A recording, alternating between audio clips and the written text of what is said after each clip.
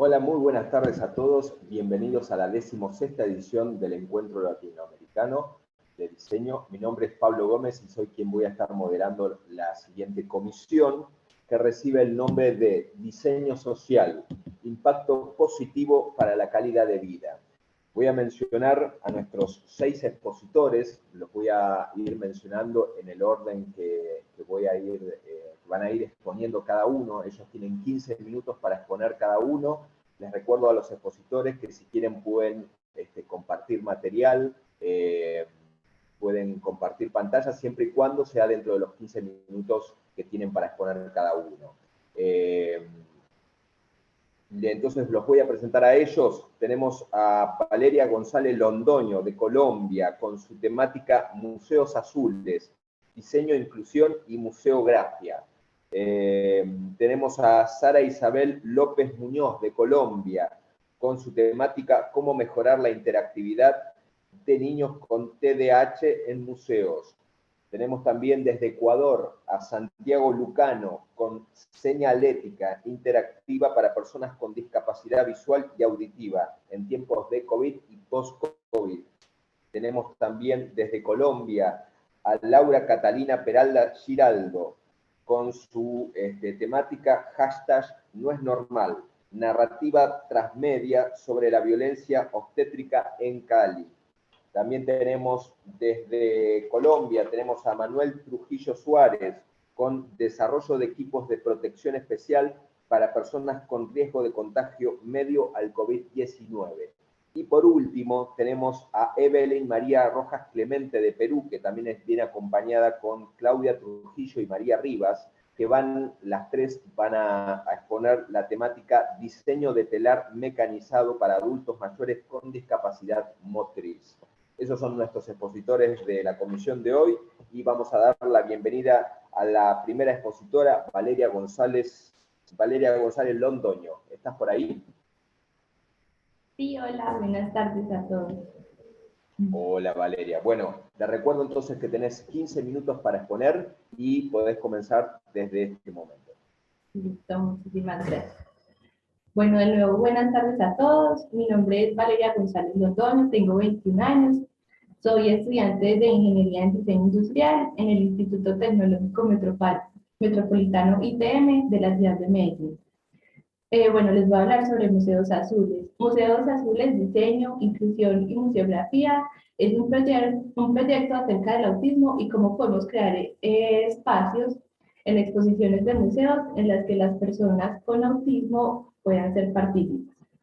Bueno, este proyecto inició como un reto de un semillero en el que hago parte, que se llama Semillero de Investigación Conductual de la institución, y está dirigido por mi profesor Camilo Rivera.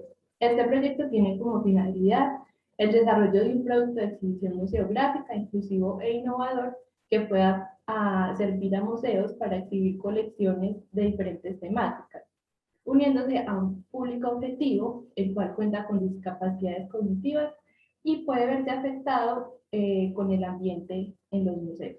En este caso, los museos que se tomaron fueron museos que fueran de forma libre y que estuvieran pues, ubicados aquí en la ciudad de Medellín.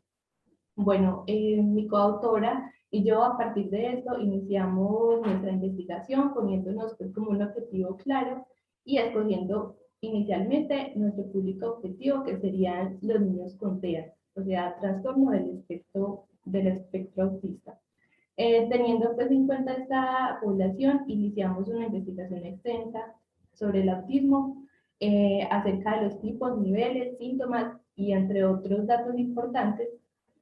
Y de esta manera decidimos trabajar con el nivel más bajo del autismo, que son niños y niñas que cuentan inicialmente con dificultades cognitivas referentes a problemas comunicativos e interferencias significativas frente a comportamientos restringidos y repetitivos. Bueno, continuando, escogimos el museo para el que accionaríamos, que sería el Museo de Ciencias Naturales de La Salle, que tiene convenio con nuestra universidad. Bueno, este museo fue constituido inicialmente por los hermanos de La Salle, los cuales pues como durante su vida fueron autores fundamentales para el reconocimiento de la diversidad de nuestro país, Colombia. Ellos pues se encargaron como de documentar el conjunto de especies antioqueñas del país.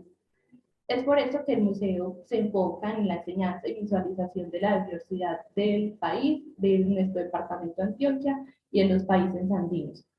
En general, el museo se ha enfocado en enseñar de una forma lúdica, pedagógica e interactiva las exposiciones y están apoyados por infografías de pared, animación, creaciones de personajes tipo cómic, imágenes, literatura, arte, composiciones visuales, lo que permite tener como un mayor acercamiento de la exposición y un mejor entendimiento de esta.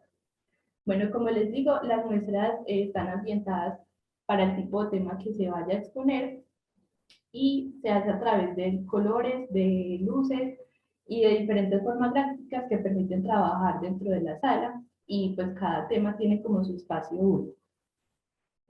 Bueno, ya pues como teniendo toda la mayoría de la información recopilada, empezamos a buscar objetos que se centraran en estimular a los niños con autismo y de esa manera encontrar las principales características que debía tener nuestro producto.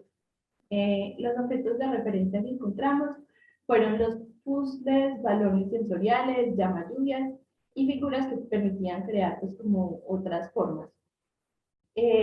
Nos dimos cuenta que cada uno de esos productos tenía características que permitían estimular diferentes áreas como la atención, estimular los sentidos, aprender a expresar las emociones, interactuar y respetar la presencia de otros niños. Y también trabajar la coordinación fina y motriz y también la memoria visual y tal. También encontramos que las luces, las texturas, lo lúdico, lo que fuera muy colorido, serían características muy importantes para el producto porque esto llama muchísimo la atención de los niños.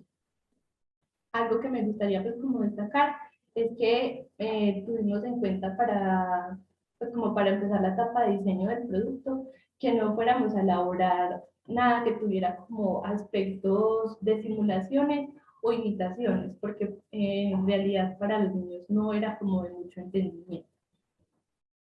Bueno, ya pues como con estas características iniciamos con la etapa de diseño, pero pues por propiedad intelectual no les puedo hablar como mucho al respecto. Bueno, ya para terminar, mi coautora Verónica y yo llegamos a la conclusión de que en realidad el mundo del autismo es un mundo muy sencillo, que trae consigo de alguna manera capacidades diferentes para las personas que lo habitan, no solo para la que lleva el trastorno, sino para la persona que es compañía y apoyo en el proceso. Entonces, realmente nos parece maravilloso, maravilloso que desde el diseño industrial podamos abordar este mundo y mostrarle a la gente que todos podemos coexistir de una manera más amena, sin excluir a nadie por sus diversidades, porque es ahí para, pues, para nosotras donde comienza la empatía. También es importante comprender que el autismo incluye diferentes ámbitos como el clínico, el epidemiológico, el psicológico, entre otros. Pero dentro de esa concientización debemos tener en cuenta a la persona con el trastorno y cómo esa persona se integra a la sociedad. Y es de esa manera como vamos a poder empoderar a esa persona para que entre a nuestro mundo y nosotros podamos acercarnos a ellos para comprenderlos. Muchísimas gracias, eso es todo por mi exposición. Bueno, gracias Valeria. Te invito entonces a que utilices el chat para compartir tus redes, para si querés compartir algo más que tenga que ver con el proyecto en el cual están investigando, y compartas tus redes, todo lo que quieras compartir en el chat para que los participantes te puedan conocer un poco más. Listo, muchísimas gracias. A vos, Valeria, y saludos al perro ahí. Gracias, Vale. Bueno, vamos a la siguiente entonces expositora, que ella es de Colombia, Sara Muñoz. Sara, ¿estás por ahí? Hola, sí, buenas tardes, ¿cómo están? Bien, todo bien, Sara. Bueno, entonces dejo tus 15 minutos para que puedas exponer. Ok, perfecto. Bueno, muy buenas tardes a todos. Mi nombre es Sara Isabel López y en compañía del docente Camilo Rivera del Instituto Tecnológico Metropolitano estamos haciendo un reto con personas con discapacidad cognitiva. Pero antes de entrar en materia quisiera contarles una historia. Fue una experiencia que tuvimos con el semillero antes de que la pandemia comenzara. Y fue que tuvimos la oportunidad de ir a visitar el Parque Explora. El Parque Explora es un museo de ciencia y tecnología de aquí de Medellín. Y tuvimos, pues digamos, la fortuna de poderlo ir a visitar con un colegio en donde llevamos unos niños entre 5 y 7 años con y sin discapacidad cognitiva. Y en mi caso especial tuve la grandísima fortuna de estar con un niño con TDAH. A ese niño lo apodé loncherita. Para los que no saben, una lonchera es como este artículo en donde le empacan a uno la comida para el break o para el descanso. Y lo pude de esta manera porque era la única manera de encontrarlo. O sea, él era, tenía tanta energía y estaba de un lugar a otro porque el Parque Explora cuenta con muchas experiencias en cada una de sus salas y la única manera de encontrarlo era agachándome, buscando su lonchera y pues de ahí detectar dónde era que estaba. Resulta que él pasaba por muchas partes de cada una de las salas y cada vez que le preguntaba cómo se sentía, cómo iba pues como en su día de paseo del colegio, por así decirlo, él me decía que no estaba como muy contento, que no entendía bien qué era lo que tenía que hacer, entonces que eso lo aburría. Pero sorprendentemente pasó algo con Loncherita y fue que llegamos a una de las salas que se llama Salamente y él se quedó absolutamente quieto en una de las experiencias durante todo el tiempo que estuvimos ahí. Él salía, buscaba a sus amiguitos, pero si sus amigos no querían venir, volvía y entraba a esta experiencia, una experiencia de un túnel multicolor y, y con unos sonidos bastante envolventes. Entonces de ahí empieza como a surgir ciertas preguntas dentro del equipo y una de ellas era, ¿por qué si está, digamos, rodeado de, en este caso, 44 experiencias que son las que tienes a la mente, por qué solo le interesaba una de 44? Y de ahí me voy a permitir compartir la pantalla. Salió nuestra gran pregunta del proyecto. Eh, no sé si ya la están viendo. Me confirman, porfa. ¿Ya están viendo la Sí, ahí lo presentación? estamos viendo. Ok, y entra como la gran pregunta de este proyecto es cómo mejorar esa interactividad de los niños con TDAH en museos interactivos, como es el Parque Explora, y digamos, para que no solamente estuvieran enfocados en una experiencia, sino para que todo el parque les brindara ese conocimiento y lograr el objetivo del parque, que es enseñar sobre ciencia, y que puedan llegar a la casa y le digan a los papás, estuve allá y no solamente estuve de paseo, sino que conocí esto y aquello y esta fue la experiencia que más me gustó. Entonces, por eso fue que definimos ese lugar y esta población. Entonces, nuestros usuarios son niños entre 5 y 7 años con TDAH, que es trastorno de déficit de atención e hiperactividad. Se presenta aproximadamente en el 10% de la población escolar. Y para que me entiendan un poquito mejor, es que un niño en cada salón de clase tiene TDAH.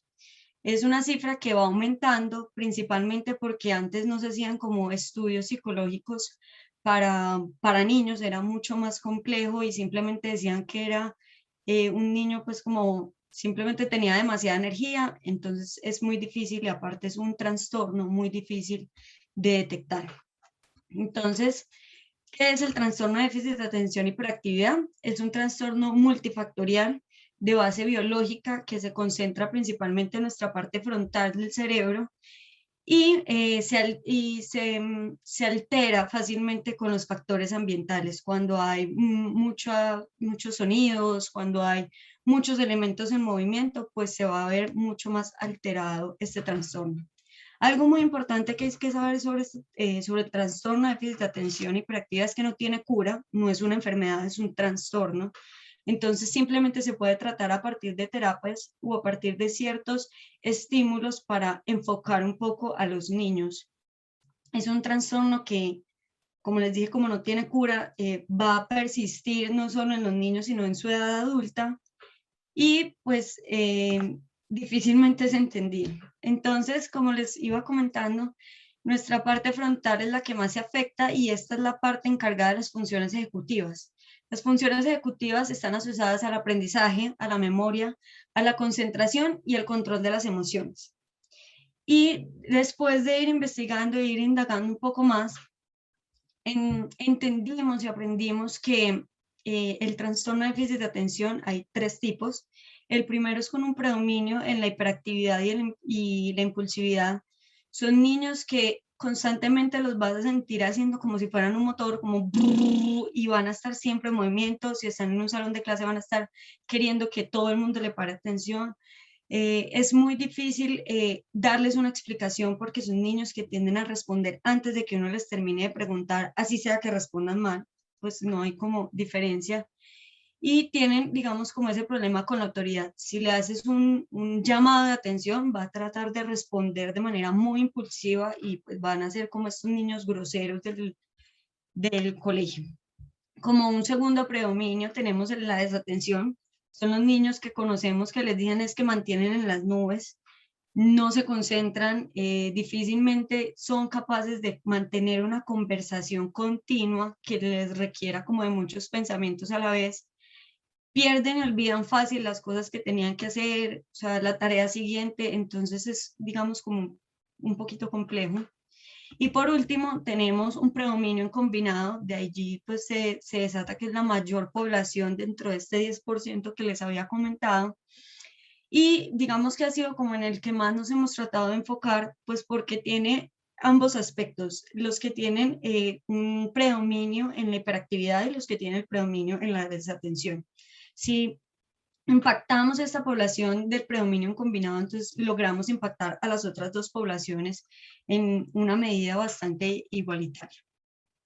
¿Y por qué les hablaba mucho, digamos, del colegio? Cuando empezamos a hacer nuestra investigación, fue muy difícil encontrar museos que se hayan enfocado en este tipo de población.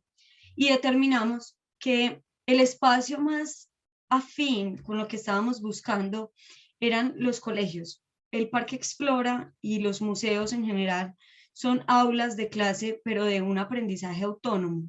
Y ahí es donde se vuelve muy importante porque en un salón donde todo es controlado puede ser mucho más fácil poner ciertas reglas y ciertas normas para poder que el niño aprenda, pero cuando es de manera autóctona, cuando el niño tiene que ir, entender y hacer para poder aprender, ya se nos vuelve un poquito más difícil la situación del aprendizaje. Entonces, para esto determinamos estas acciones para mejorar ese aprendizaje y es tener en cuenta, por ejemplo, digamos, en primera mano sus tiempos de concentración. Son tiempos de concentración aproximados a los 20 minutos cuando no es una concentración que requiera de mucho esfuerzo mental. Si requiere más esfuerzo mental, entonces la concentración se va a disminuir en el tiempo. Y para esto, expertos han dicho que el sistema de captación de sentidos, los estímulos multifactoriales, son una gran fuente para ayudarlos a concentrar. Y ahí, por ejemplo, puedo entender por qué a Loncherita le gustaba tanto ese túnel multicolor y de sonidos tan envolventes. Era algo que lo aislaba completamente del resto de las experiencias, entonces estaba concentrado ahí. Cuando salía a otras partes del museo, él podía estar viendo muchas experiencias y ya se distraía fácilmente. Tenemos como otra acción para mejorar el aprendizaje, acciones compensatorias, estarles dando una puntuación constante, decirles vas muy bien, carita feliz, te equivocaste pero se puede seguir intentando, son acciones y irlas aumentando según la complejidad del ejercicio también puede ayudar a que ellos eleven su motivación de aprender en la experiencia en la que están y de allí poder, digamos, tener un mejor resultado. Dar motivación se hace, digamos, en este caso con acciones compensatorias, pero pues digamos que se le da dar o estimular esa motivación, pues porque la motivación no simplemente es estar motivado, hay que irla creando porque es algo que se da en nuestro interior. Algo muy importante que encontramos fue que las acciones aeróbicas mejoran sustancialmente la concentración y eso nos puede ayudar porque al ser el Parque Explora, pues su foco de enseñanza son fenómenos físicos, entonces se podría utilizar fácilmente acciones aeróbicas durante la experiencia o previas a esta para que sus niveles de concentración y su tiempo de rendimiento sea mucho más alto. Algo pues que digamos ya se debe dar como desde casa, porque en una experiencia tan corta de medio día, de un par de horas es un poco complejo, pero sí como enseñar los temas de perseverancia, de autogobierno, de control de los sentimientos y manejo de la frustración podría ayudar a que esas experiencias de ellos sean mucho más satisfactorias. Y por último, aprender del juego, que se relaciona mucho con las acciones aeróbicas, con la motivación y con otros aspectos que hay en este pequeño cuadro, son los que hemos tomado en cuenta para hacer nuestro desarrollo. Ya llevamos un desarrollo el cual estamos alternando repetidas veces, lo hemos hecho, rediseñado y estamos en un proceso de socialización para entrar para entrar a concursar por cierta propiedad intelectual en él, entonces por eso no les puedo dar como más información al respecto, pero es un poco lo que hemos aprendido, no solo de esa experiencia física que tuvimos dentro del museo, sino también de toda la investigación que hemos llevado durante este periodo de tiempo. Y quería darle las gracias por estar aquí y escucharme la presentación. Bueno, gracias Sara. Mandale entonces un saludo a Lucerita. Y muchas gracias por compartir tu investigación. Lo que te invito ahora, si querés, es a que compartas tus datos, todo lo que quieras compartir en el chat, para que los participantes puedan conocerte un poquito más. Listo, perfecto, muchas gracias. Y al final vamos a hacer un tiempito para las preguntas. Sí, señor. Tenemos tiempo. Muchas gracias. Gracias a vos. Bueno, continuamos entonces con la comisión. Recibimos ahora desde Ecuador a Santiago Lucano. Santiago, ¿estás por ahí? Claro que sí, buena tarde. Bueno, bien. Lo que sí, estamos viendo todavía la pantalla de Sara. Sara, si podés. Ahí va. Ahora sí. Ahora te estamos viendo a vos, Santiago. Bueno, Santiago, tenés entonces tus 15 minutos para exponer. Bueno, muchísimas gracias por la oportunidad. Como ya me presentaron anteriormente, mi nombre es Santiago de Ecuador, soy docente de la Universidad UTE, de la Facultad de Comunicación y Derecho. Y a continuación voy a exponerles un proyecto en el que estamos trabajando con algunos compañeros. En este momento me voy a permitir compartirles la presentación. No sé si la estamos viendo en pantalla completa. Sí. Ahí se está viendo, sí. Listo. Bueno. El proyecto sobre el cual nosotros estamos trabajando es acerca de la señalética interactiva para personas con discapacidad visual y auditiva en tiempos de COVID y post-COVID. Antes que nada, nosotros quisimos analizar esta problemática en función del número de personas con discapacidad que tenemos aquí en el país. Y nos da un dato que las personas con discapacidad en Ecuador llegan a 1.653.000, según datos del CONADIS. Entonces, como podemos ver, nosotros aquí en el país necesitamos elaborar nuevas propuestas de señalética para garantizar que cada una de estas personas tenga las mismas oportunidades de acceso a la educación y a otro tipo de servicios. ¿Qué problemas nos encontramos nosotros en esta investigación? Lo primero que nos encontramos es la falta de visibilidad, ya que en la actualidad lo que se hizo fue enfocar todos los esfuerzos por parte de los gobiernos al tema de la vacunación y al tema del COVID, dejando invisible a las personas con discapacidad. En este caso, las personas con discapacidad visual y auditiva. Obviamente la pandemia, que vino a agravar un poco más el problema que tenían las personas al momento de movilizarse a sus lugares de estudio o trabajo, el confinamiento que trajo problemas a las personas, ¿sí? con algún tipo de discapacidad, problemas psicológicos, por los cuales necesitamos ofrecer alternativas para que las personas puedan movilizarse ¿sí? Con mediana seguridad dentro de las calles de la ciudad. Obviamente también tenemos el desconfinamiento con medidas, ya que en algunas partes de aquí del país aún contamos con planes piloto de desconfinamiento con cierto tipo de medidas limitantes, en las cuales también es un problema para que las personas con algún grado de discapacidad puedan salir por la ciudad.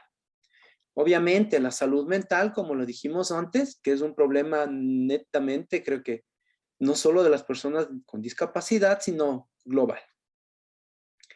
Y aquí entra el problema que nosotros decidimos atacar, que es la falta de señalética para las personas con discapacidad visual y auditiva. Ya que al menos nosotros aquí en el país no contamos con este tipo de señalética dentro de las unidades de bus y también dentro de algunos sectores estratégicos de la ciudad. Empresas estatales, empresas gubernamentales, instituciones gubernamentales que aún no se cuenta con este tipo de señalética para apoyar a los trámites con las personas que tengan algún tipo de discapacidad, tanto de los dos tipos que anteriormente destacamos.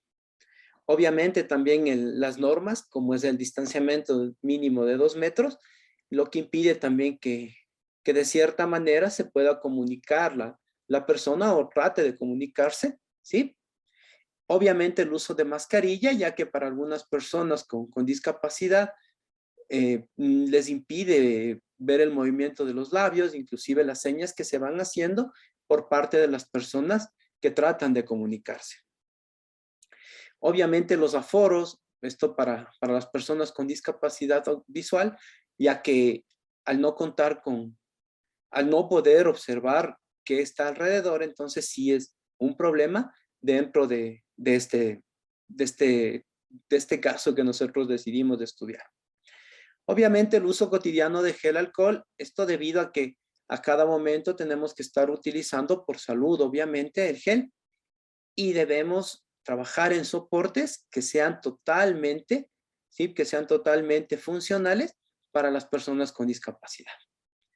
Y obviamente también una problemática que se sumó recientemente, que es las nuevas variantes que tenemos acerca de las cepas nuevas que están apareciendo con el paso del tiempo.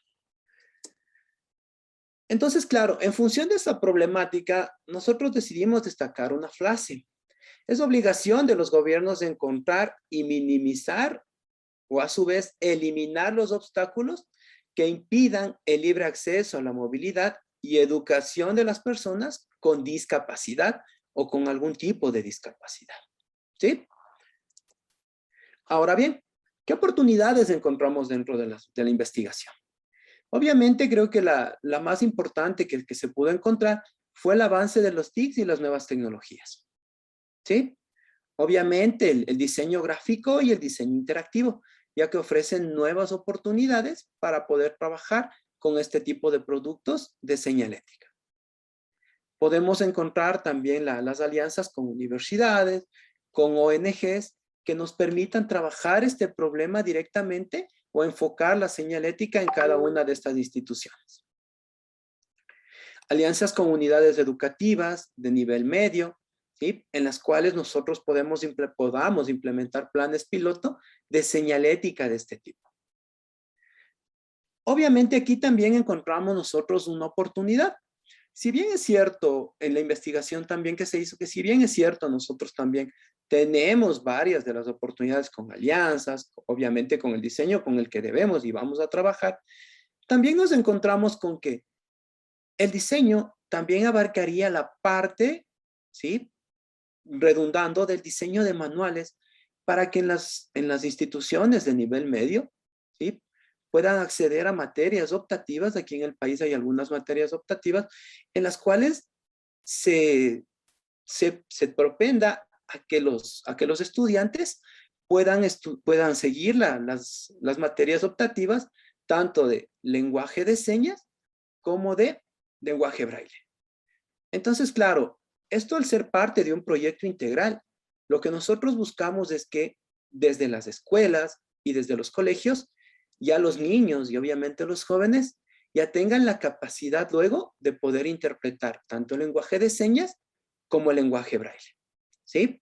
Esto también dentro de por parte del proyecto, obviamente se sumaría el diseño en la elaboración de material, tanto para las escuelas como los colegios, como posteriormente también de la mano la señalética para las personas con discapacidad. Obviamente nosotros aquí en el país, en específico en la ciudad de Quito, se está por inaugurar el nuevo metro de la ciudad, en el cual, claro, nosotros podríamos o tendríamos la oportunidad de implementar esta señalética en las paradas de las unidades para ofrecer este servicio directamente a las personas con discapacidad audiovisual, y auditiva. Esto también dentro del sistema de unidad de transportación, cabe destacar que en algunas de las paradas del transporte de aquí de la ciudad existen pantallas en las cuales tranquilamente nosotros podemos trabajar con material con material que permita también ubicar o dar indicaciones a las personas con discapacidad auditiva. Entonces, claro, en el desarrollo, nuestra propuesta, como lo explicaba antes, trabaja en dos frentes. Primero, el grabado de metal. Como podemos ver, bueno, nosotros aquí en las paradas tenemos la mayoría de barandales que son metales, ¿sí? Y grabar metales con la señalética, ¿sí? Que se acorde al sistema braille y que tranquilamente cada una de las personas con discapacidad visual sean capaces de leer esta señalética. Obviamente apoyados de esto en los principales sectores de la ciudad, ¿sí? Y en las principales, digamos, puntos fuertes de aquí de la ciudad de Quito. Obviamente también como estamos en tiempo de pandemia, la propuesta es también manejar el gel alcohol, como dijimos antes, podríamos generar una alianza en la que, claro, podríamos ofrecer el gel de manera permanente para que las personas tengan en cuenta esto, ¿sí? Esto también lo vamos a hacer no solo, no solo se plantea la generación de esta propuesta dentro de los buses, sino también en las unidades educativas, ¿sí? En las que quieran ser parte de este proyecto piloto. Entonces, directamente sería una propuesta integral la que permitiría que los estudiantes conozcan el lenguaje de señas, conozcan también el lenguaje braille, ¿sí? Y entre los dos, luego, obviamente, comiencen a apoyarse y sea un lenguaje más inclusivo ya cuando pasen a niveles superiores de educación. A esto lo conoceríamos como una etapa paralela. Entonces, claro, como lo decíamos anteriormente, esto se lo haría en dos frentes, ¿sí? Obviamente, se tendría que cubrir con material interactivo, con material visual, ¿sí? De lenguaje de señas, y obviamente se lo cubriría con material para las personas que opten por seguir estas materias, ¿sí? Y que puedan aprender el lenguaje de señas y el lenguaje braille desde tempranas edades, ¿sí? También, bueno, como les decíamos, esto es también una propuesta en la cual nosotros estamos pensando implementarla. Obviamente tendríamos que buscar algunas instituciones que quieran apoyarnos con el proyecto, ¿sí? Para poder ir desarrollándolo y que de esta manera se convierta con un lenguaje totalmente inclusivo, ¿sí? En el cual abarquemos los dos tipos de lenguajes, que es el de señas y el lenguaje también braille. En función de eso, debemos generar igualdad. Nosotros desde la academia lo que propendemos es generar igualdad, la igualdad de oportunidades en todos y cada uno de los miembros de la sociedad, ya que solo así lograremos una verdadera inclusión. Muchísimas gracias. Si tienen alguna pregunta, pues luego estaré gustoso de responderla. Muchísimas gracias.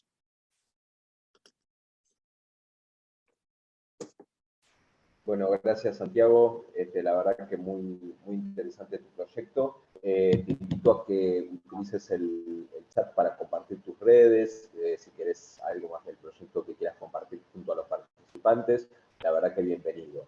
Y te espero al final de la charla para las preguntas que puedan surgir. Muchísimas gracias. A vos, Santiago. Voy invitando a los participantes a que también puedan utilizar el chat para hacer preguntas para los expositores. Pueden hacerla ahora o si quieren al final de la charla, hay una pregunta que quieran hacerle. Ahí ya te están agradeciendo tu proyecto, Santiago.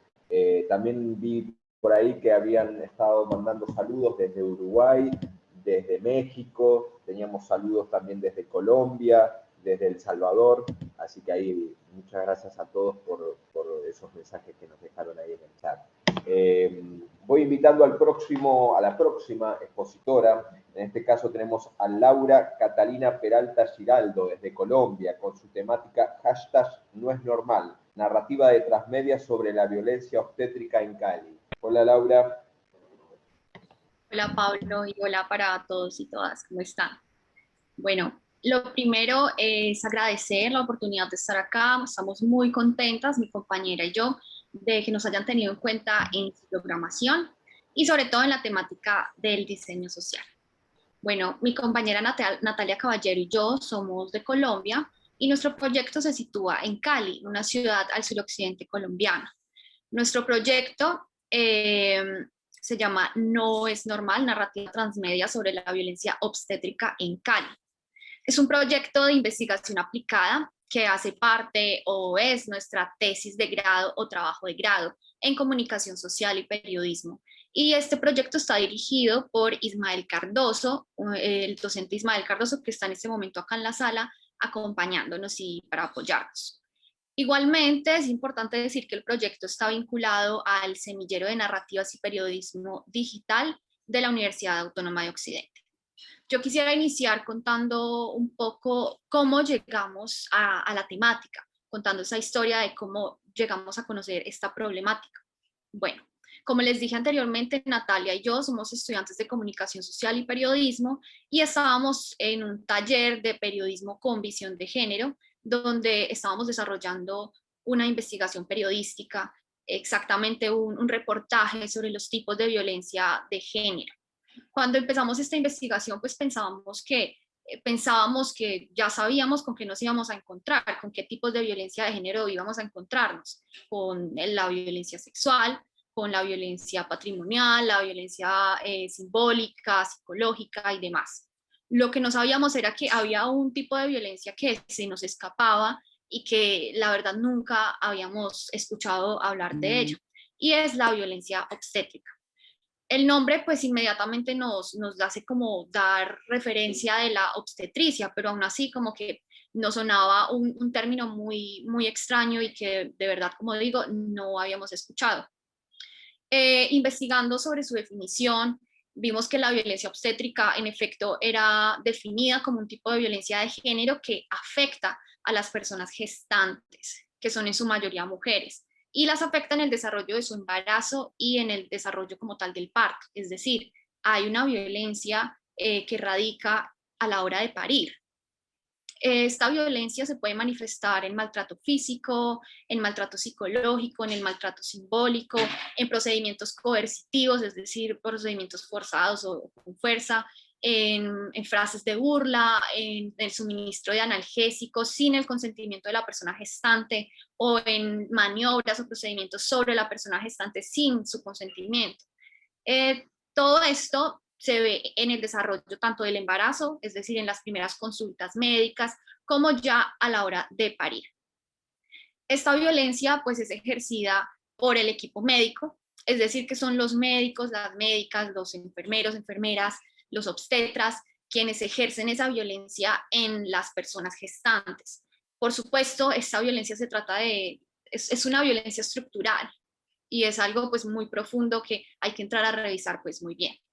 Nuestra reacción más inmediata al enterarnos de la existencia de esta violencia fue preguntarle a nuestras madres que han sido víctimas de esta violencia cuando estaban pues embarazadas de nosotras y en el momento de parirnos. En efecto, sí habían sido víctimas de esta violencia y a pesar de que ellas se habían sentido mal, de que habían recibido tal vez comentarios negativos, de que se habían sentido ignoradas, habían sentido indiferencia por parte del personal médico o algunas de las cosas que les comenté anteriormente, A pesar de eso, de haberse sentido mal, no se reconocían como víctimas de violencia obstétrica porque no sabían que eso existía.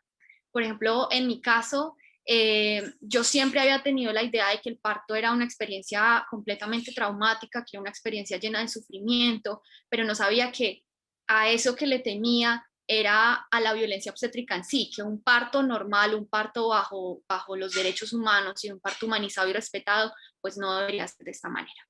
Seguimos recopilando más testimonios, esta vez saliéndonos de nuestro círculo familiar, preguntándole a diversas mujeres cuál había sido su experiencia en el parto. Y claramente muchas de ellas volvieron a referirse a todos estos procedimientos o actos negativos. Sin embargo, de nuevo, no se reconocían como víctimas de la violencia obstétrica y muchas solo habían conocido la existencia de esta violencia una vez habían parido y el trauma había sido tan fuerte para algunas que habían buscado en internet y habían conocido la existencia pues, de esta violencia. Y esto era en parte porque las representaciones sociales, los imaginarios, todos los mitos que hay en torno al parto o en torno también a la maternidad, pues giran en torno a ese sufrimiento o a ese sacrificio también de las mujeres. Seguimos investigando y al inmiscuirnos más en este tema, pues fue casi imposible parar de investigar sobre él y por eso decidimos que el trabajo evolucionara de ser solamente un reportaje periodístico a nuestra tesis o trabajo de grado. Planteamos el siguiente objetivo. Nuestro objetivo general es aportar a la visibilización de la violencia obstétrica en las mujeres de Cali, Colombia. Sabíamos cuál era nuestro objetivo, sabíamos lo que queríamos hacer, pero no sabíamos cómo hacerlo, es decir, no sabíamos la forma. Después de hablarlo, decidimos que queríamos hacerlo a partir del diseño de una narrativa transmedia. El diseño de una narrativa transmedia o una narrativa transmedia, para quienes no sepan o para a modo de recordar también, porque quizá algunos ya conocen qué es una forma de narrar, una forma de contar una historia, de contar un relato o de tratar una temática en sí a partir de diferentes formatos y plataformas. Nos pareció que el diseño de la narrativa transmedia podía ser una manera de abordar globalmente esta problemática, tal vez de abordarla más minuciosamente o de una manera más acertada, no dejando como algunas temáticas afuera. También comprendiendo que la tendencia de este formato es llegar a múltiples públicos, dando la oportunidad de interactuar. Es decir, que la persona que está consumiendo la narrativa transmedia no solo es un consumidor más, sino que se convierte en un prosumidor y esto enriquece enormemente la narrativa y de alguna manera también hace que se genere una cercanía más fuerte o un feeling más fuerte con la temática. Habiendo definido esto y conociendo de primera mano las historias de quienes nos dieron la vida y de muchas otras mujeres víctimas, comenzamos una fase de investigación bibliográfica y nos enteramos que la información es muy poca, es de difícil acceso y muchas veces esta poca información que existe está presentada en un lenguaje técnico, en un lenguaje médico, en un lenguaje académico que no todas las mujeres pueden entender o que no todas las personas gestantes o que bien quieran pasar por una maternidad pueden comprenderla y allí hay un problema enorme. Así que decidimos recoger esa poca información disponible en la web o disponible en artículos que nos daba pues la academia con el fin de mostrarla en una suerte de democratización. Queríamos democratizar esa información con el propósito de aportar de una u otra manera a su prevención a través del conocimiento, de que las personas conocieran que esa violencia existía. Bueno, ahora voy a hablar un poco sobre la metodología de No es Normal y aquí voy a compartir pantalla para que ustedes vean un poco cuáles son nuestros productos y nuestras plataformas.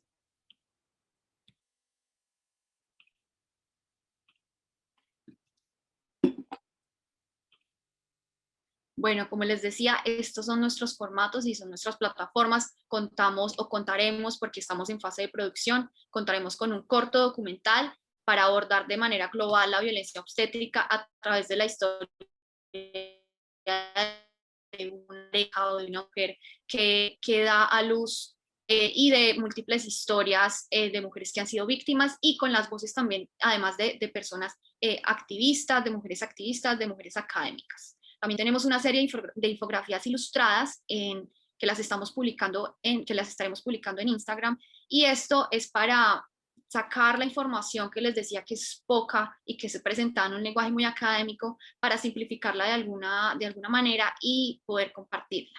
También tendremos unos videos cortos informativos en TikTok con el fin pues de dar una información clave en un tiempo pues muy corto.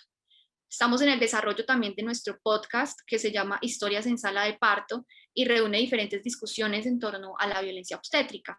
¿Qué es la violencia obstétrica? ¿Cómo definirla? ¿Cómo se manifiesta? ¿Qué hacer si fui víctima de esta violencia?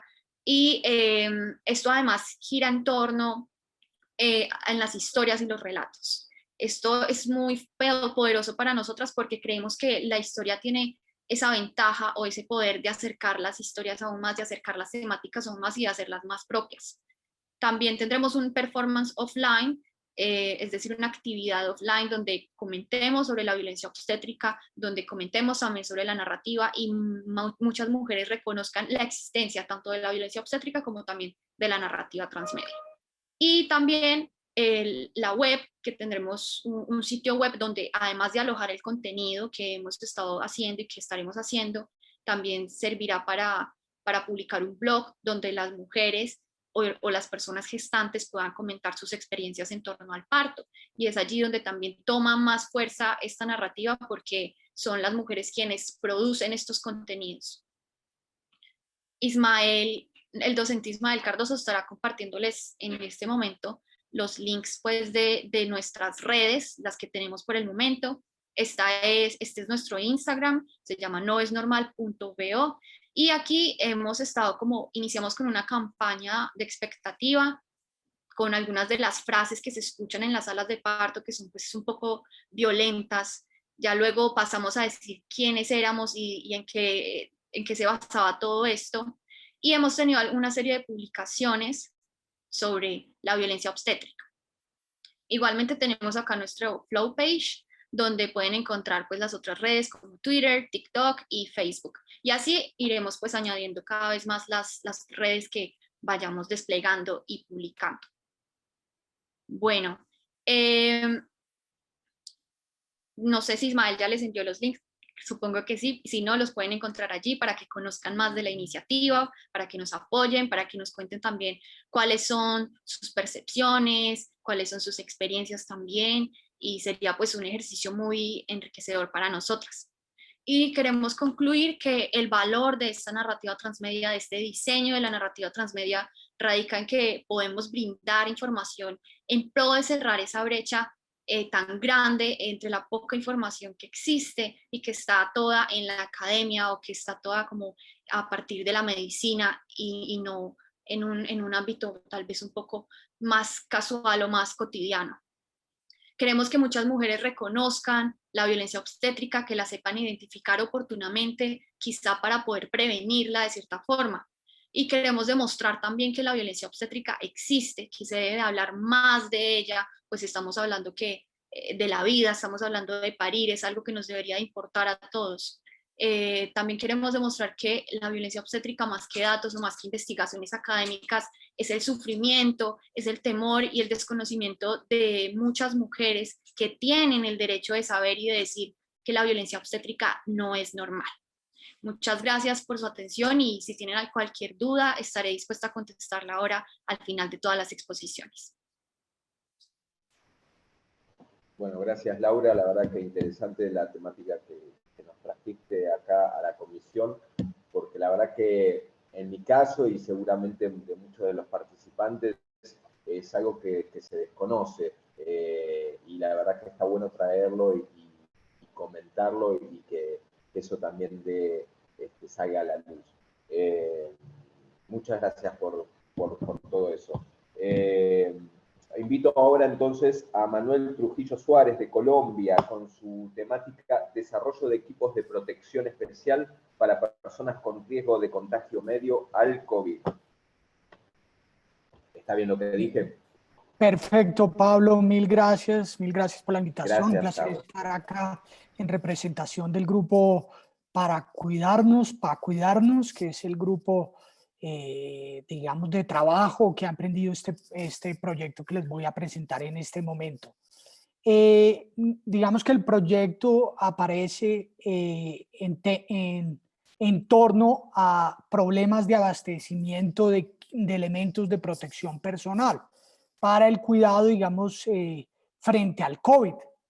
Estos, digamos que hablábamos inicialmente que la pandemia se estructuró, digamos que la respuesta a la pandemia inicialmente se estructuró bajo una estrategia no farmacológica, es decir, que estaba orientada a proponer y digamos la población un distanciamiento social a través de cuarentenas, a través de cierre de fronteras. Inicialmente esto con el fin de que el virus no se esparciera tan rápido. Sin embargo, esto ocasionó diferentes problemas, digamos, económicos y de impacto, digamos, social fuerte. Entonces, desde el proyecto proponemos un plan piloto para el desabastecimiento de estos elementos de protección personal para gente con riesgo del contagio medio. Entonces, les voy a compartir pantalla y les voy a mostrar un poco. Voy a compartir pantalla y les voy a mostrar, digamos, algunos de los productos y esta introducción que hice, digamos, que plantearla un poco mejor. ¿Están viendo la pantalla en este momento compartida? Sí, se ve bien. Bueno, perfecto. Entonces yo, Manuel Trujillo, yo soy docente de la Universidad Nacional de Colombia y digamos que este proyecto se hizo en torno a una invitación focalizada a respuestas de problemáticas en torno al COVID. Desde el proyecto arrancó, digamos, con el diseño de un elemento de protección personal, una pantalla facial, y esta pantalla facial la propuso una empresa que se llama Cultura Material. En esa investigación focalizada ellos quedaron seleccionados y al interior de la universidad buscaron alianzas. Digamos que esta convocatoria estaba abierta a actores relacionados a la Universidad Nacional. En ese sentido, pues, nos vinculamos desde el grupo Inlatio y yo como docente de la universidad con la empresa para seguir el proceso, digamos, de desarrollo de estos elementos de protección personal con el fin de abastecer 200 vendedores informales en Colombia que permitieran después, digamos, de llegar a ese punto cuando el distanciamiento y las cuarentenas no se pudieron mantener más y se debió, digamos, de alguna manera reactivar la economía, pero digamos que la información en este tipo de población era escasa. Entonces arrancamos con la pantalla de protección facial, como se ve aquí actualmente, pero a medida del tiempo nos dimos cuenta que el problema, digamos que la problemática no está asociada solo al desabastecimiento de los elementos de protección personal, en este caso la pantalla de protección facial, pero igualmente están los tapabocas, están digamos que los gel, el alcohol, y digamos que nos dimos cuenta que no están asociados solamente a tener el elemento de protección personal, sino digamos que a los comportamientos asociados al uso de estos elementos de protección personal. Entonces lo que hicimos inicialmente, y aquí lo podemos ver en la página, es investigar a través de una herramienta de diseño que se llama el análisis de actividad, investigar, digamos, dentro de las diferentes tipologías de vendedores informales, ¿cierto? Como se ven acá, la venta en kiosco, la venta con neverita, hay diferentes, digamos que tipologías de estos vendedores informales y ellos tienen una actividad diferente. Entonces la empezamos a analizar en su estado actual, ¿cierto? Y en relación a los problemas con el COVID. Después de hacer unos análisis, digamos, con esta herramienta de análisis de actividad, empezamos a rediseñar esa actividad y a crear unos escenarios ideales frente a herramientas y estrategias, digamos, a nivel de comportamiento y conocimiento para reducir el contagio al COVID. De esta manera, entonces llegamos a unos protocolos de uso de estos elementos de protección personal, que inicialmente era solo la pantalla de protección facial, pero que a medida del tiempo y dentro de estos estudios nos empezamos a dar cuenta que además de eso, se debería proponer más que un elemento particular la pantalla, más orientado a crear y desarrollar, diseñar y desarrollar un kit de elementos de protección personal, articulado con diferentes elementos, por, digamos que ser redundante en este momento. Y que esto va asociado a unas prácticas, y entre ellas el lavarse las manos, el utilizar, digamos, bandejas de transferencia del dinero. Empezamos a encontrar diferentes escenarios y protocolos. Entonces, a través, digamos que a la articulación, entonces ahí es donde vienen los dos elementos. Nosotros veíamos que está la pandemia, se hicieron esas estrategias para el distanciamiento social, pero de alguna manera los más afectados fueron los más vulnerables, en este caso los vendedores informales, pero por el otro lado las pequeñas empresas. Y en este caso más particularmente los talleres y las microempresas, porque son aquellas, digamos que organizaciones que no tienen los recursos para incluir también estos protocolos, no solo en el uso de los elementos, sino en la producción de sus talleres.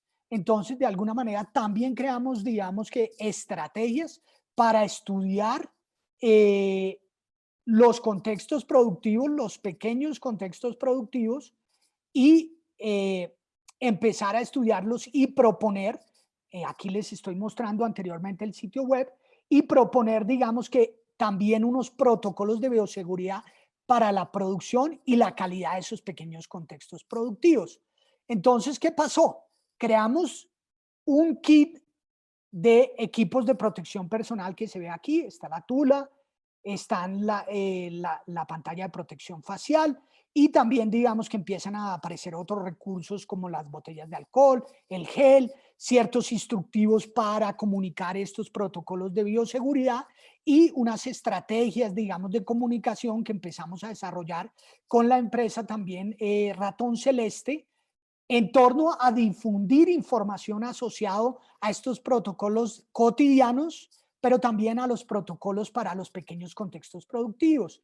Y aquí podrán ustedes encontrar en nuestro canal todas, digamos, esas estrategias, esos escenarios, esos protocolos orientados a las prácticas que se deben tener tanto en los pequeños contextos productivos como para los vendedores informales. Paralelo a eso, pues creamos esa estrategia y creamos un canal de para cuidarnos, que es el canal en Instagram, donde también circulamos contenidos. Entonces hubo tres resultados grandes. El equipo, el kit de elementos de protección personal.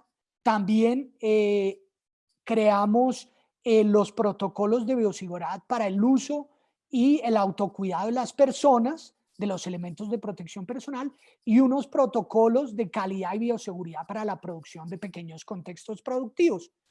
¿Qué hicimos entonces? A través también, porque el proyecto se ha centrado, como ustedes han visto, yo he nombrado la Universidad Nacional, pero también Cultura Material y también la empresa el Ratón Celeste, y también hicimos otras alianzas con ONGs, una en particular que se llama El País Primero. En términos, desde la Universidad Nacional donamos los 200 kits de elementos de protección personal para que ellos dentro de su base de datos de vendedores informales pudieran entregar esos kits de elementos de protección personal y desde el proyecto pudiéramos capacitarlos. Pero lo interesante es que ese kit lo hicimos a través también de la capacitación de pequeños contextos productivos con el ánimo de reactivar y darles ciertas competencias para poderse reactivar también productivamente, pero teniendo, digamos que prácticas bioseguras que puedan, digamos que reactivar la producción de la empresa, pero disminuir digamos que los riesgos al contagio del COVID. Entonces capacitamos 7 pequeños contextos productivos.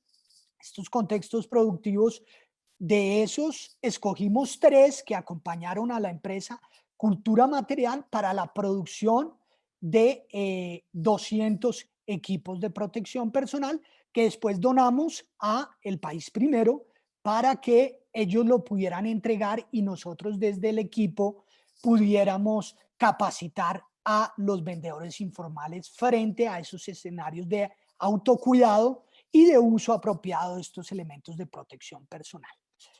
Inicialmente, digamos que ese fue el resultado del proyecto, pero internamente dentro de la universidad se empezó a conocer, digamos que este kit de elementos de protección personal y se empezó a conocer los estándares por los cuales fueron hechos, ¿cierto? Entonces, digamos que esta ya es una versión 2 de este equipo de elementos de protección personal, donde está la tula, que mantiene los elementos, los otros elementos.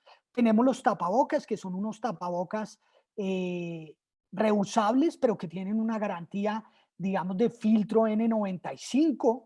Asociado a eso hay unos estuches para la protección de los elementos y tenemos la botella de alcohol, tenemos la botella de gel y tenemos un pañito, digamos, de limpieza de superficies. La universidad internamente se dio cuenta de eso y la universidad también se estaba reactivando, estaba en un momento de reactivación de la presencialidad y se da cuenta que esta articulación de estos pequeños contextos productivos, incluyendo en esta versión 2 donde aparece otra empresa, pequeña empresa que se llama Texmóvil, se empieza a dar cuenta que lo que se proponía al articular estos microempresas, estos talleres del sector moda, se podían, digamos que hay veces se dice que estos no desarrollan innovación o no hacen innovación, y pues comparando la universidad internamente, los grandes proveedores de elementos de protección personal, los estándares de calidad que estaba ofreciendo el proyecto eran mayores que los que ofrecía, digamos que aquellos que habían atendido la necesidad anterior frente a los elementos de protección personal. Y eso a través de la integración de pequeños contextos productivos y reclamar diferentes innovaciones que ellos mismos están haciendo.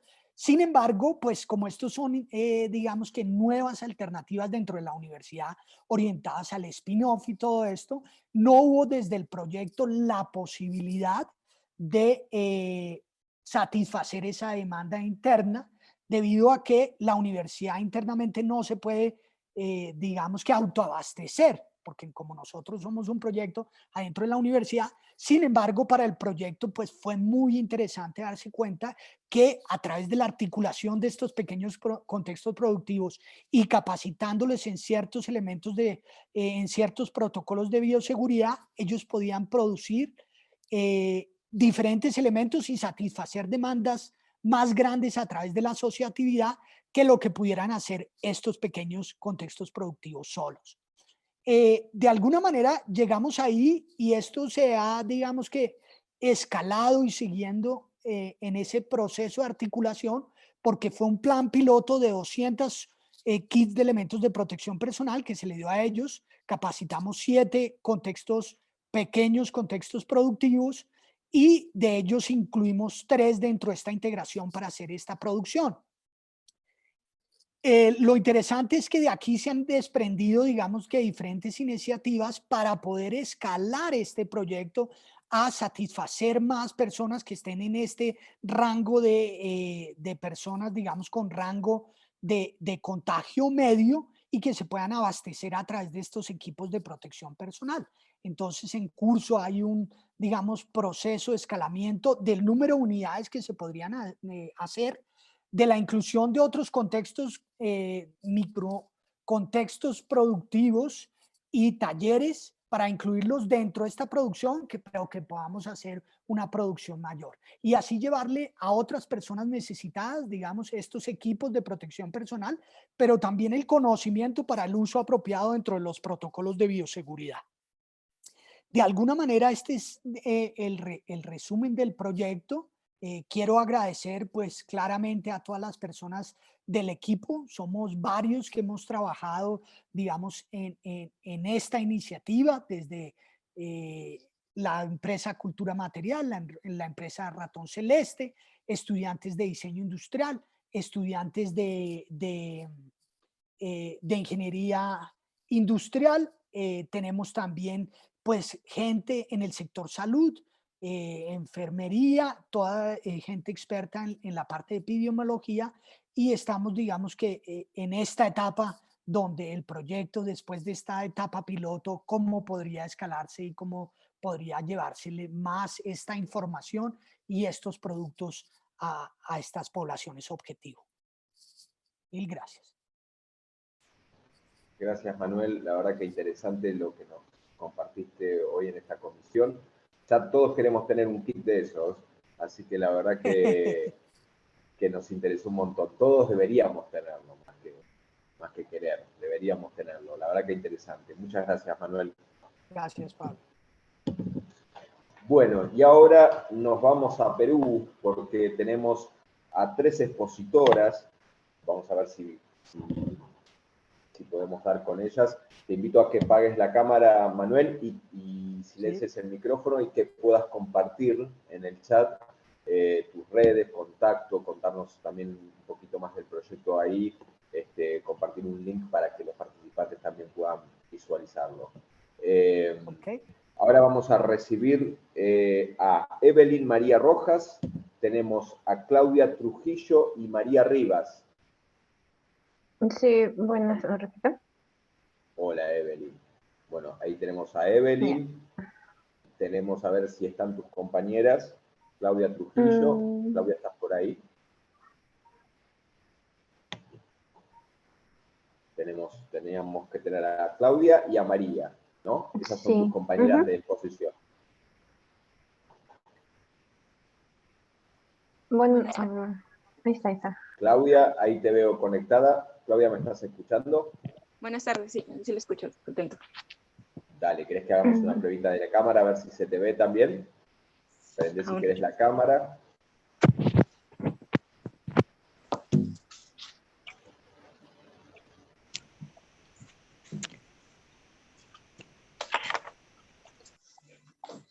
Ahí va, Claudia, ahí te estoy viendo.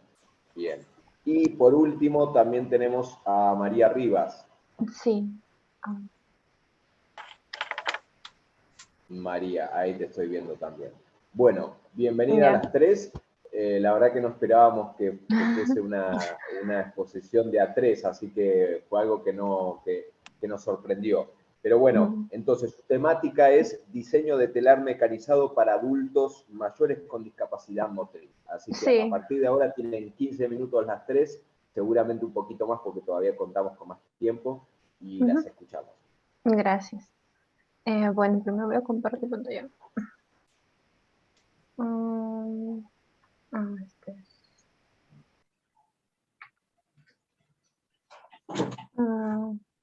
Se puede ver normal, ¿no?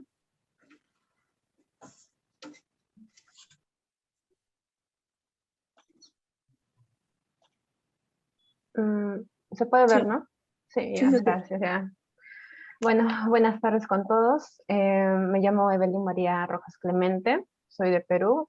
Soy estudiante de diseño industrial en la Universidad Privada del Norte. Antes de comenzar, me gustaría que piensen en alguien quien les enseñó a cocinar, tal vez a cantar o a dibujar. Yo tenía una persona así a mi lado, era mi abuela. Unas palabras que la describirían perfectamente sería servicial, amable y reservada. Gracias a ella me animé a unirme al taller de tejido de secundaria. Lastimosamente su condición no era la mejor, perdió parte de su vista y no podía moverse como ella hubiera querido. Sin embargo, su condición no era impedimento para ayudarme, pero no podía darle algo tan complejo para realizar, ya que a veces sentía fatiga en la vista o en las manos. Así como mi abuela, muchos adultos mayores con discapacidad motriz sufren por su condición, ocasionando una inestabilidad emocional en todos ellos. En el 2018, según INEI, había más de 3 millones de adultos mayores. Actualmente la cifra aumentó a 4 millones. Así pues, en 42% de los hogares del Perú hay al menos una persona de 60 años a más. Por otra parte, también en la población adulta mayor femenina, el 82% en sí sufren de problemas crónicos en su salud. y en la población masculina sería de un 69%. Además, dieron a conocer que el 55% de estos adultos mayores residen en áreas urbanas. Obviamente que su condición de cómo viven influirá drásticamente en su salud mental y física. Por otro lado, por la situación actual del COVID-19, muchos de nosotros en sí fuimos obligados al confinamiento y al distanciamiento social, lo cual ocasionó una inestabilidad emocional en todos nosotros, especialmente en nuestros adultos mayores, puesto que son los más propensos en contagiarse. Bueno, según la encuesta demográfica de salud familiar, desde el 2014 a 2015 hicieron una investigación donde dio que el 12,7% sufría de depresión, pero ahora con la situación actual, la cifra incrementó drásticamente y ahora es un 63,1%. Lastimosamente, en el caso de nuestros adultos mayores con discapacidad motriz, la prevalencia de la depresión es entre 10% a 50%. Así pues, un 25% no mejora o incluso empeora. Con esto quiero decir que la cifra de depresión en los adultos mayores crece abismalmente y varias de esas personas pueden sucumbir a la muerte. También por el estado de emergencia sanitaria, varios de estos adultos mayores son jefe de familia o son uno de los proveedores del hogar, lo cual está claramente relacionado con el sentimiento de utilidad y también con la necesidad económica. Teniendo en cuenta esto, también se hizo presencia de que hay una baja densidad de cotizaciones y también una baja cobertura de pensiones. Y esto el INEI lo corrobora en el 2020 con su informe, expresando que el 62% de nuestros adultos mayores no se encuentra afiliado a ningún sistema de pensiones. Teniendo todo esto en cuenta, planteamos lo siguiente. Teniendo en cuenta la crisis sanitaria que se vive actualmente a causa del COVID-19, lo cual nos llevó a un aislamiento obligatorio, siendo las personas de tercera edad las más afectadas. Todo esto empeoró su condición física y emocional. Como consecuencia, esto trajo problemas psicológicos como la depresión y la ansiedad, impactando considerablemente en su salud y su calidad de vida.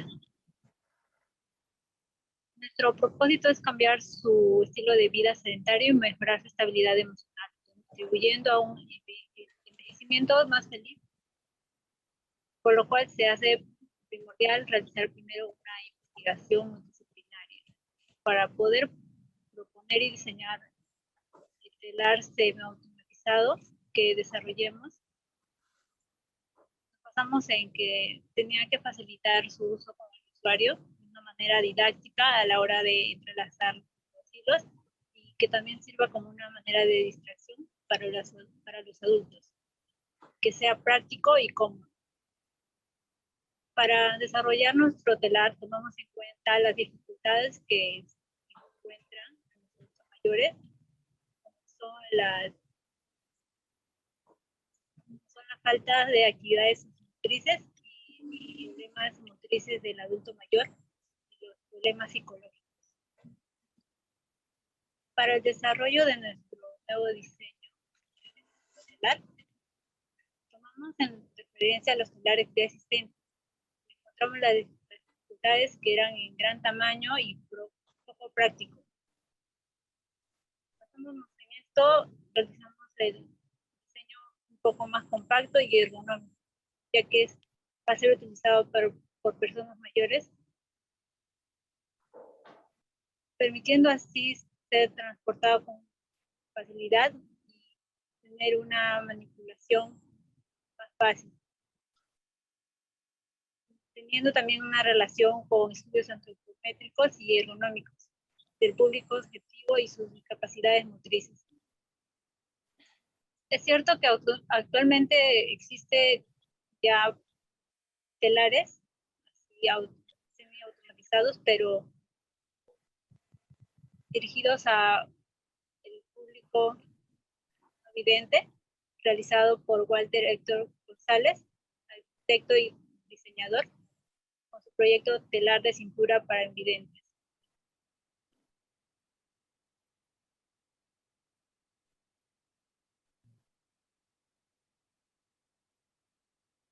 Para desarrollar nuestro modelo de telar, tomamos en referencia a la hormiga y al gusano de seda, ya que están relacionados con el arte de tejer.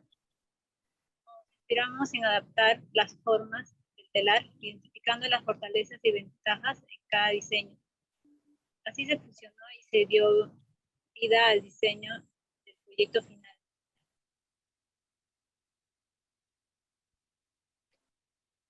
En base a los bocetos realizados es que se decidió presentar los diseños en modelado 3D para visualizar mejor los detalles y poder descartar ideas que no cumplían con los requisitos que queríamos en nuestro proyecto.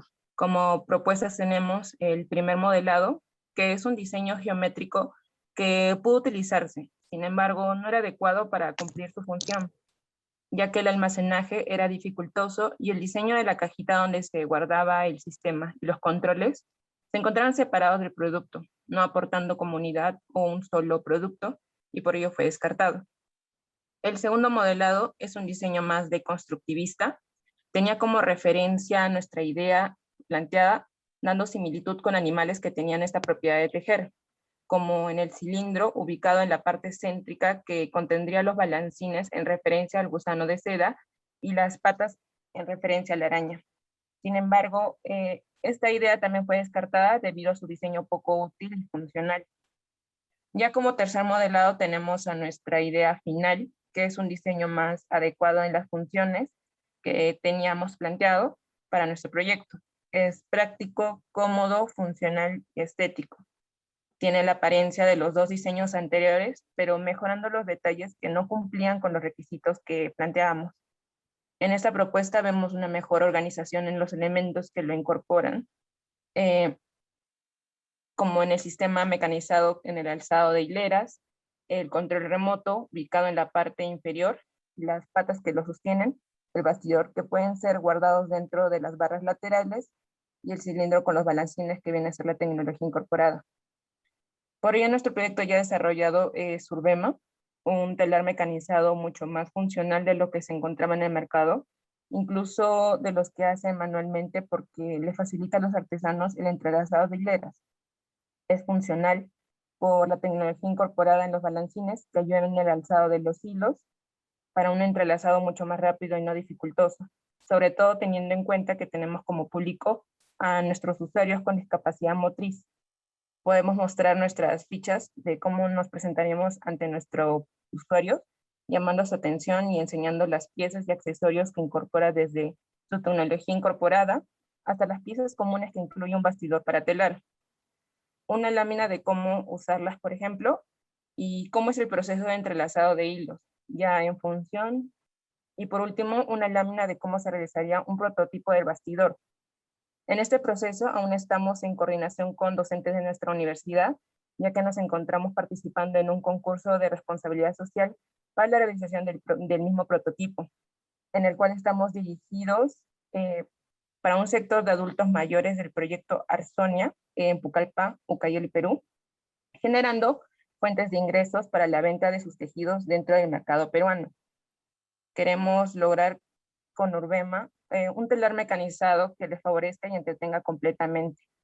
Queremos que ellos se fortalezcan y desarrollen no solo física, sino emocionalmente. Sabemos por las cifras que mostramos al inicio de esta pandemia, que aparte de traer el confinamiento, nos trajo problemas psicológicos, especialmente en los adultos mayores.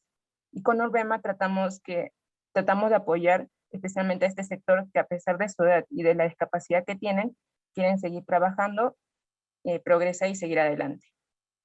Sabemos muy bien que como grupo integrado por 3 estudiantes de diseño industrial, queremos lograr a través del diseño un cambio en la calidad de vida, no solo en nuestra comunidad, sino a nivel mundial. Y como nuestro proyecto queremos hacer realidad este sueño que tenemos pendientes con nuestras abuelitas que nos miran desde arriba, mostrando a ella y a otros adultos mayores que pueden seguir trabajando con dedicación y ser independientes realizando artesanías con toda discapacidad que tengan, pero sobre todo aportando un granito para que gocen de una buena salud mental y no se sientan rechazados.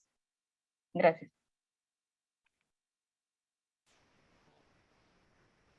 Bueno, gracias Claudia, gracias Evelyn, María, no sé si quieren agregar algo, que todavía tienen tiempo.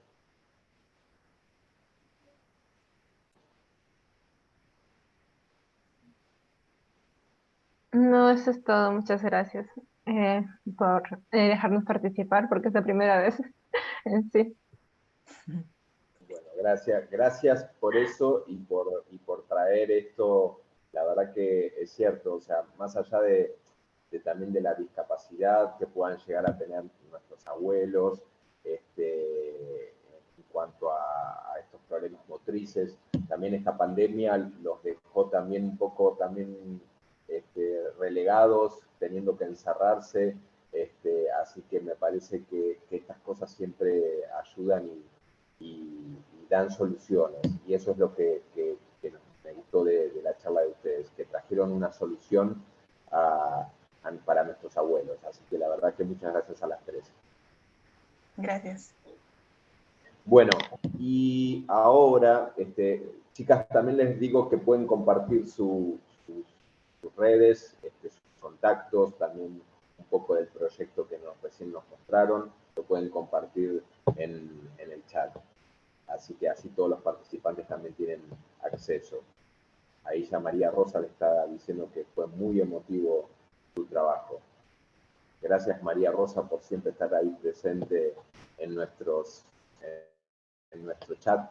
La verdad que es muy lindo verte en cada una de las comisiones, porque la verdad que te vimos en cada una de las comisiones del encuentro y siempre aportaste lo mejor y siempre con muy buena onda. Así que la verdad, gracias María Rosa.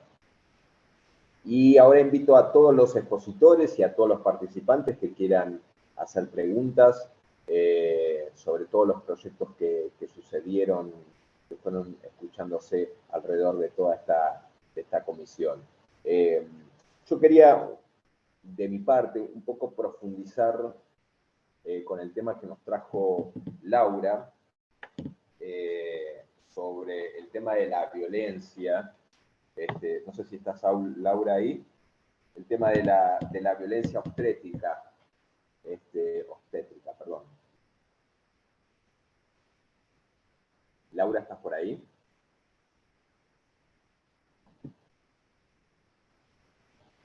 Hola, Laura, ¿me estás escuchando? Laura Peralta. Mientras tanto, vayan si quieren. Parece que se le cayó la red, Pablo. Se le ha caído la red. Ismael, sí, deberíamos darte permiso para poder hablar. No sé si hay alguna posibilidad. Qué lástima que... Ahí está, regresaste, Laura. ¿Me estás escuchando?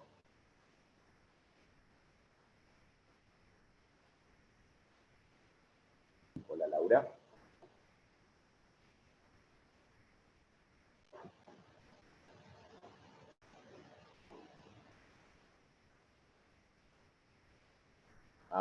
Ok, Laura, ahí te estamos dando ahora los permisos para que puedas hablar.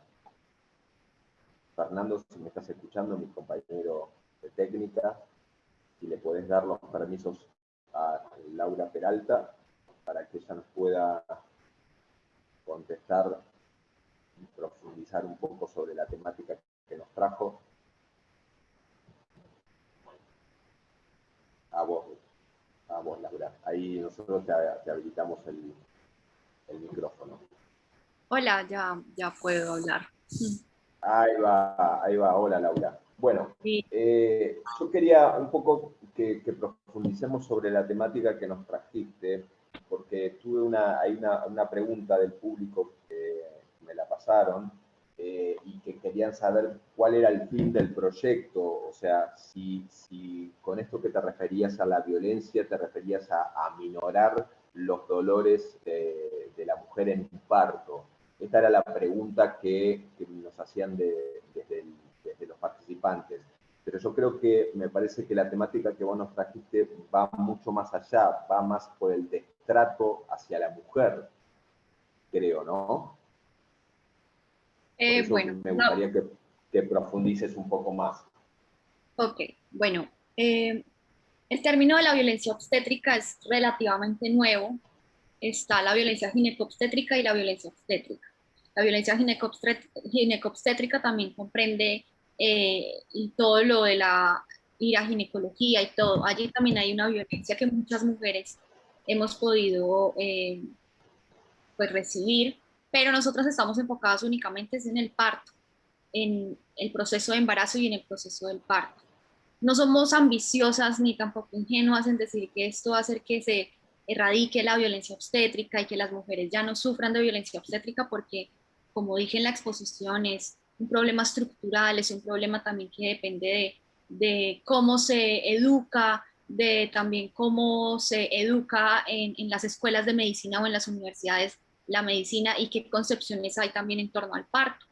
Entonces no somos muy ambiciosas en decir que ya se va a erradicar la violencia obstétrica completamente, pero sí creemos que generar este tipo de proyectos y poder de alguna manera sacar la información tan oculta o tan difícil de acceder a ella, traerla a la vida cotidiana y a productos que pueden ser tal vez más consumibles, es un grano de arena para que las mujeres comprendan que existe esta violencia, porque si las mujeres no saben que existe, pues simplemente van a su parto, son víctimas de esto y creen que es porque así es el parto y ya.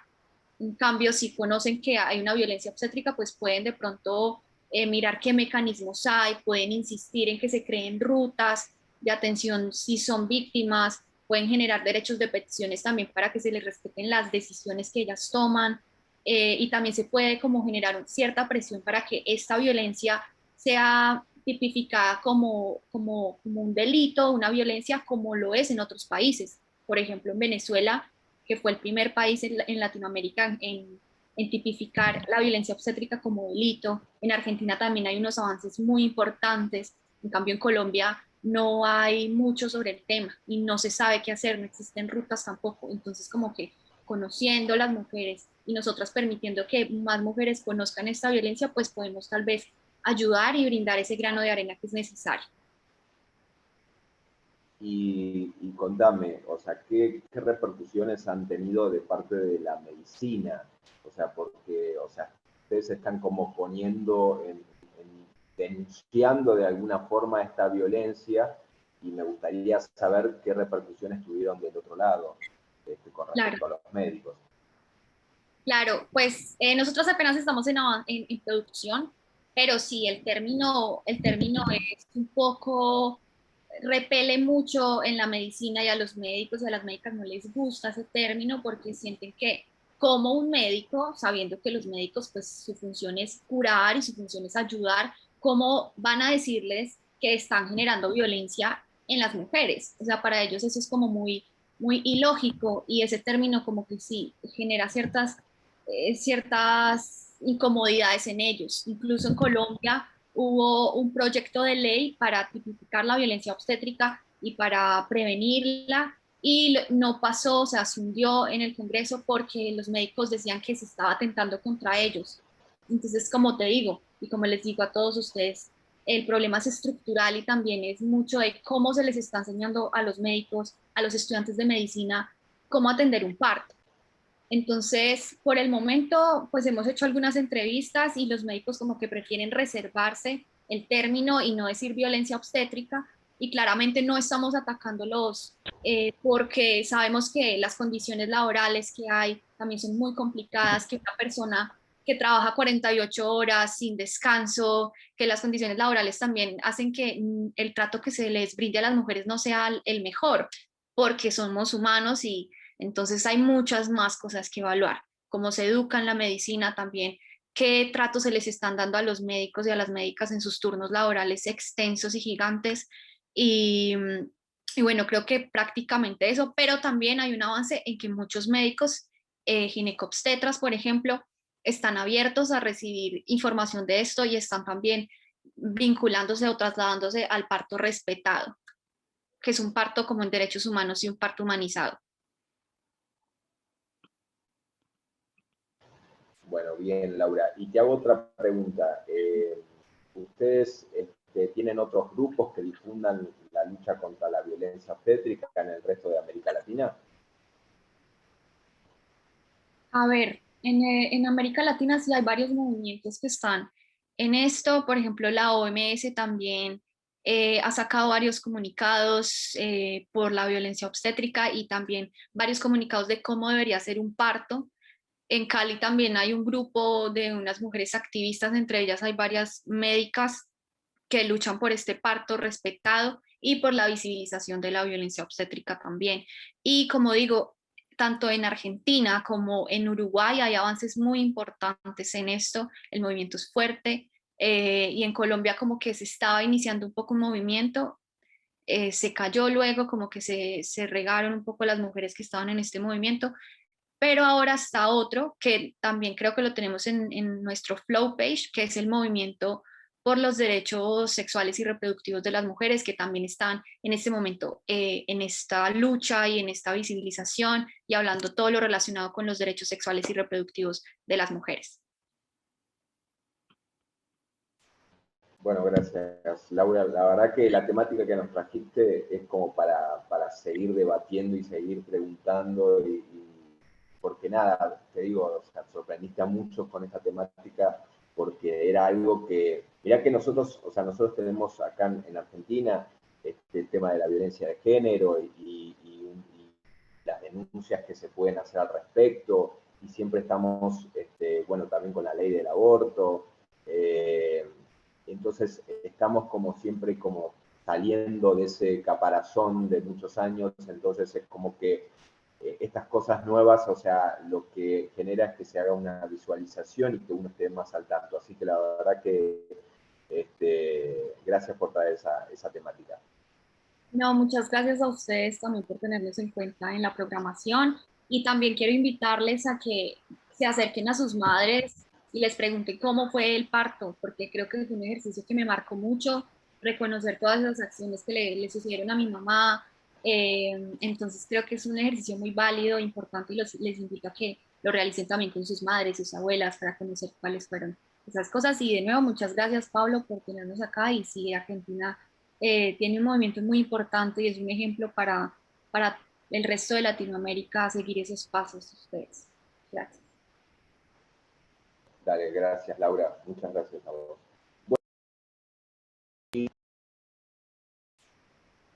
Ahí va. Ahora invito al resto de los participantes o expositores, si tienen alguna otra pregunta, algo que les haya quedado pendiente ahí pensando de todas las charlas que tuvimos.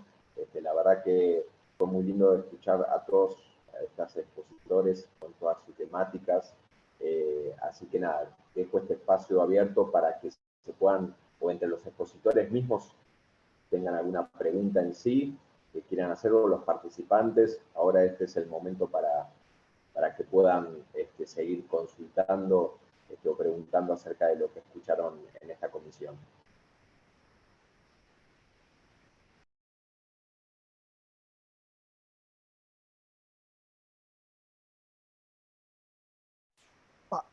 Pablo, una pregunta. ¿Me escuchan? ¿Se escucha? Sí, te escucho. Sí, no recuerdo, creo que era el participante de Ecuador que estaba trabajando en digamos, estrategias inclusivas frente a personas con limitante auditiva y también, digamos, que a nivel de visual, ¿no? ¿Quién era el participante? Sí. Santiago Lucano, ahí está prendiendo la cámara. Hola, Santiago. ¿Qué tal, Santiago? Mucho gusto. Igual. No, pues que me pareció muy interesante, y dentro del proyecto nosotros también vimos, digamos, la necesidad de atender en estos momentos de COVID también las necesidades de estas personas, digamos, con ciertas, digamos, discapacidades, ¿cierto? y veíamos que uno de los problemas grandes, y eso también dentro de un decreto aquí en Colombia, de las personas con el tapabocas, de la imposibilidad de leer los labios, ¿cierto? Entonces, que hay una necesidad también grande, por lo menos esto dentro del resorte de nuestro proyecto, del desarrollo de elementos de protección personal que sean más inclusivos para este tipo de personas, ¿no? Claro, claro que sí. De hecho, Manuel, dentro del proyecto también están presupuestadas algunas acciones, inclusive aquí en el país hay algunas vallas que pertenecen al municipio y dentro de esas vallas también sería factible que se utilice también el lenguaje de señas para dar información relevante acerca del acontecer de la ciudad y de cosas importantes para los quiteños y, cómo no, para los ecuatorianos residentes aquí en la capital y todas las personas que residan en la capital. Entonces, el proyecto queremos hacerlo de manera global, o sea, que abarque algunos frentes. Como nos decías, Manuel, también es importante el uso de este tipo de tecnología que nos permita también estos espacios, después de que aparezca obviamente la publicidad contratada, utilizar también estos espacios para que las personas tengan la capacidad o tengan la oportunidad de saber qué es lo que está pasando, las personas con discapacidad, las personas en general, todas las personas, qué es lo que está pasando. Obviamente el lenguaje de señas, que también sea factible de llevar este tema de la señalética.